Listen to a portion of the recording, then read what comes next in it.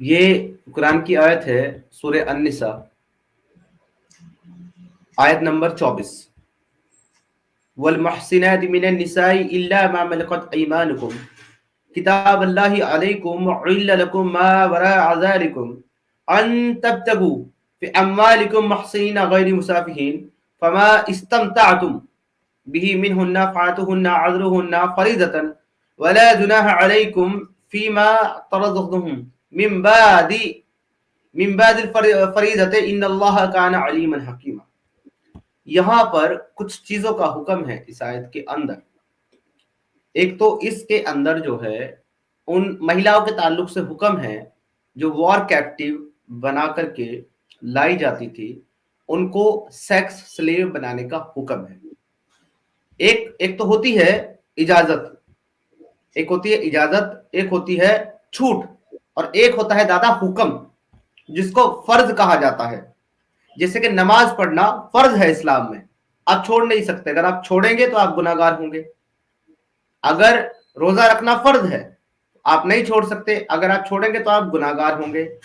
اور ایک ہوتا ہے نفل.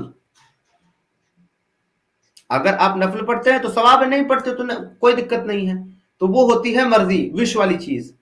اس کے اندر جتنی چیزیں بیان کی گئی ہے، چاہے وہ لانڈی کو سیکس سلیو بنانا ہو، چاہے وہ ان کے ساتھ زور زبر کرنا ہو، چاہے ان کو اپنی ملکیت سمجھنا ہو، چاہے ان کا مارکیٹ میں بیچنا ہو، یا متاح نکاح کرنا ہو، یا مسیار کرنا ہو، یعنی کہ ٹیمپریری میرج جو ہوتی ہے، یہ سب کے سب احکام جو ہے اس آیت کے اندر فرض کے طور پر آئے ہیں. یہاں پر جب آپ پڑھیں گے کلیئرلی لکھا ہے بِهِ مِن بَعْدِ فَرِیضَةٍ، فریضتی. اور اس کی ٹرانسلیشن جب آپ پڑھیں گے تو آپ کو سمجھ میں آئے گا کہ یہاں پہ چل کیا رہا ہے.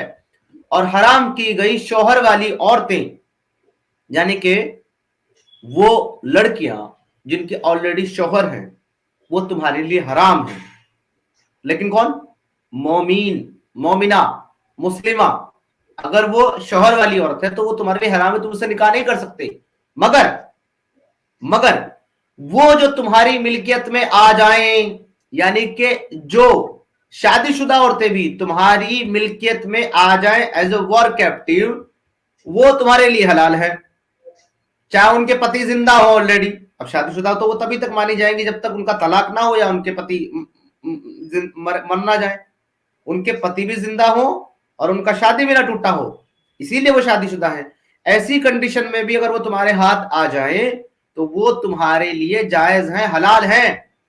اللہ تعالیٰ نے یہ احکام، یعنی کہ اللہ تعالیٰ نے یہ حکم تم پر فرض کر دیے ہیں، فرض کر دیے ہیں. یعنی کہ اگر کسی مسلمان کے ہاتھ وار کیپٹیو کے طور پر کوئی لڑکی آتی ہے مال غنیمت کے طور پر، تو اس پر یہ فرض ہے، اس پر یہ فرض ہے کہ اگر وہ یہ کرنے کی قوت رکھتا ہو تو وہ اس کے ساتھ یہ کرے، اس کو سیکس سلیو بنا کر رکھے. اگر وہ ایسا نہیں کرتا تو فرض کو چھوڑنے کا جو حکم ہے وہی یہاں پر حکم اس پر لگایا جائے گا. آگے اس میں آتا ہے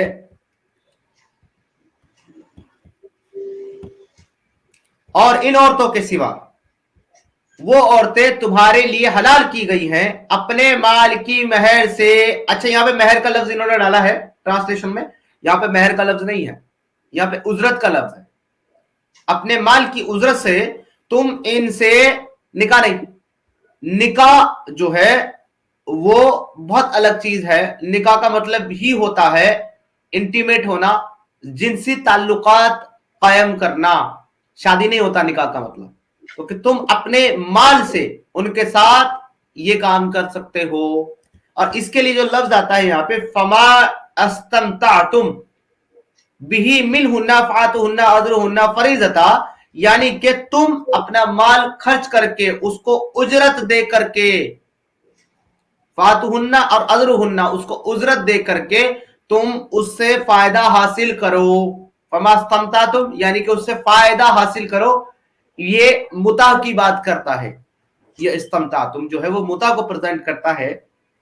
یہ چیزیں کیا آج ہمارے معاشرے کے مطابق ہیں؟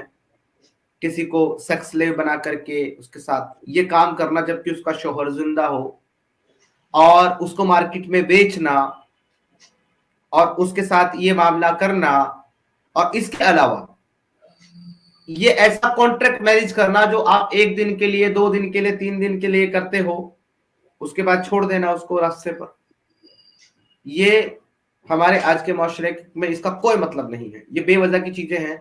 तो क्या मुसलमान मानते हैं कि वो आज इस चीज को फॉलो करेंगे? डेफिनेटली वो नहीं मानेंगे। तो ये बेमतलब हो गई। इस आयत पर आप मुझे बताइए कि कैसे ये आयत जो है वो कयामत तक के लिए हो सकती है, जबकि आज हम 21st सेंचुरी में हैं।